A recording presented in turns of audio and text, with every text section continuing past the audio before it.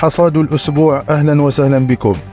في لقاء خاص حل السيد وزير التكوين والتعليم المهنيين الدكتور ياسين ميرابي ضيفا على التلفزيون الجزائري القناة الثالثة الإخبارية تزامنا مع الدخول المهني الجديد دورة أكتوبر 2023، حيث كان فرصة سانحة لعرض استراتيجية القطاع وخارطة الطريق المسطرة لترقية اليد العاملة. له من دور فعال في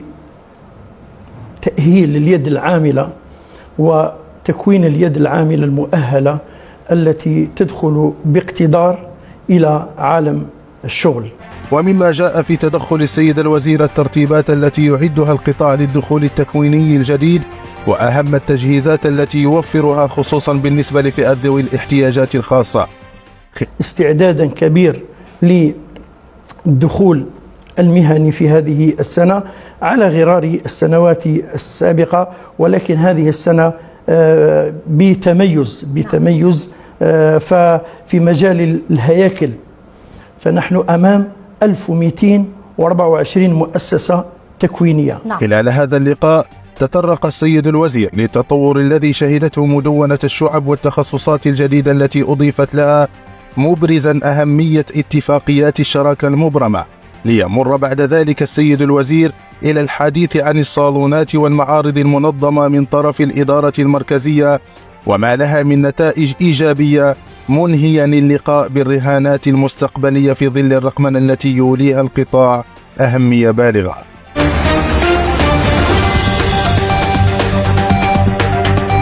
نزل يوم السبت 7 أكتوبر 2023 السيد وزير التكوين والتعليم المهنيين الدكتور ياسين ميرابي في زيارة عمل وتفقد لولاية بسكرة دامت ليومين. جاءت هذه الزيارة تزامنا مع الانطلاق الرسمي للدخول التكويني لدورة أكتوبر 2023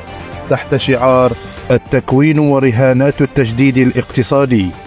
خلال الزيارة قام السيد الوزير رفقة السيد والي الولاية الأخضر سداس والوفد المرافق له بزيارة تفقدية لمركز التكوين المهني والتمهين محمد بلال، أين استمع لعرض تقني حول المركز ليعاين بعدها التجهيزات البيداغوجية بالمؤسسة والاستماع لانشغالات المتربصين واقتراحات الأساتذة بخصوص البرامج التكوينية. ثم وقف بعد ذلك على مدى سير التكفل باليد العاملة المؤهلة لفائدة مؤسسة إنتاج النسيج ببلدية القنطرة التي تزاول تكوينها في إطار اتفاقية شراكة. ليتوجه بعد ذلك السيد الوزير إلى شركة البسكرية للإسمنت للوقوف على المتمهنين في مواقع تدريبهم في الوسط المهني، شاكرا القائمين عليها مثمنا المجهودات المبذولة، ليقف بعد ذلك على ظروف تكوين فوج معلمي التمهيد بهذه المؤسسة. يوم الأحد 8 أكتوبر 2023 افتتح السيد وزير التكوين والتعليم المهنيين الدكتور ياسين ميرابي الدخول التكويني الجديد دورة أكتوبر 2023، والذي ارتأى أن يكون هذه السنة من عاصمة الزيبان ولاية بسكرة، أين حضر المراسم كل من السادة والي الولاية السيد الأخضر سداس، السيد رئيس المجلس الشعبي الولائي، رئيس المجلس الأعلى للشباب السيد مصطفى حداوي، نواب البرلمان بغرفتيه، السلطات الأمنية والعسكرية، وكذا فعاليات المجتمع المدني والإطارات المحلية للقطاع. بعد الكلمة الترحيبية للسيد والي الولاية تقدم السيد الوزير بكلمة حول الدخول التكويني تضمنت إشارة انطلاق السنة التكوينية الجديدة 2023-2024، مبرزا فيها بعض مؤشرات القطاع والإمكانيات المادية والبشرية التي يحوزها وآفاقه المستقبلية. دخول تكويني أراده السيد الوزير أن يكون بصيغة رقمية ليعطي بذلك من عاصمة النخيل بسكرة إشارة الانطلاق الرسمية عبر تقنية التحاضر عن بعد المرئي بالنسبة لكل مديريات القطاع. تتابع الكلمة ولاة الجمهورية عبر التراب الوطني.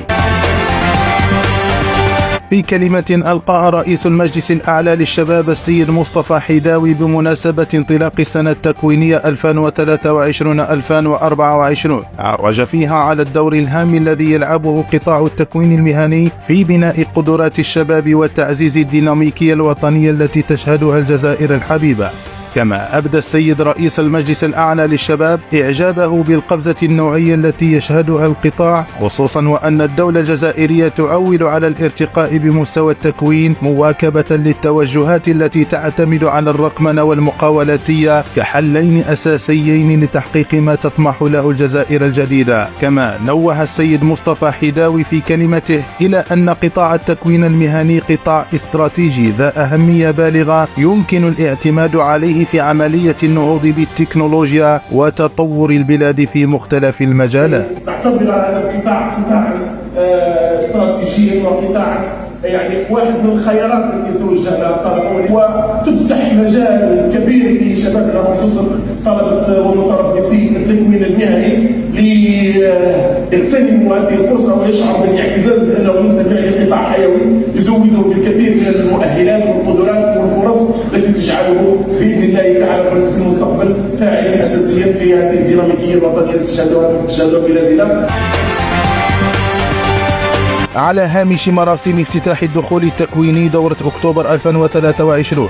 أشرف السيد وزير التكوين والتعليم المهنيين الدكتور ياسين ميرابي على عملية إمضاء اتفاقيات شراكة بين مديرية قطاعه بولاية بسكرة وبعض المتعاملين الاقتصاديين، ويتعلق الأمر بمديرية الصيد البحري وتربية المائيات لولاية بسكرة